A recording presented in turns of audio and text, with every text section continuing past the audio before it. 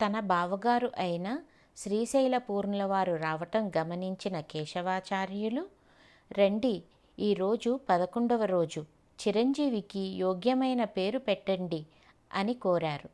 కేశవాచార్య, ఈ పిల్లవాడు లక్ష్మణుడంత గొప్ప భగవత్ సేవలందిస్తాడు, ధర్మరక్షకుడవుతాడు సుమా. ఇతన్ని లక్ష్మణాచార్యుడు, ఇళయాల్వార్ అని పిలుద్దాం. అద్భుతంగా ఉంది, అలానే కానియండి రామానుజుడన్నమాట.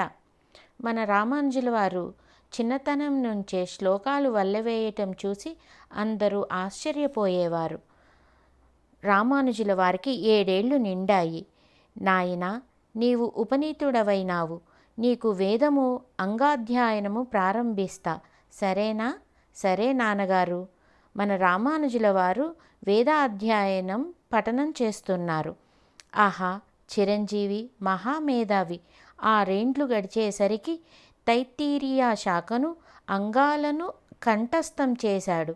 చక్కటి ధారణ ఉంది, మంచి సమన్వయము చాతుర్యము ఉంది. కేశవాచార్యులు కాంతిమతితో ఇలా అంటున్నారు. మన రామానుజుల వారికి 16వ ఏడు వచ్చింది. నీవన్నట్టు తగిన పిల్లను చూసి వివాహం చేస్తే మంచిదే. నీ దృష్టిలో ఎవరైనా ఉన్నారా? తంజమాంబ మంచి పిల్ల, ఈడు జోడు బాగుంటుంది, సరే అని వారి ఇరువురి తల్లిదండ్రుల ఆశీర్వాదంతో రామానుజులు మరియు తంజమాంబ కళ్యాణం ఎంతో వైభవంగా జరిగింది.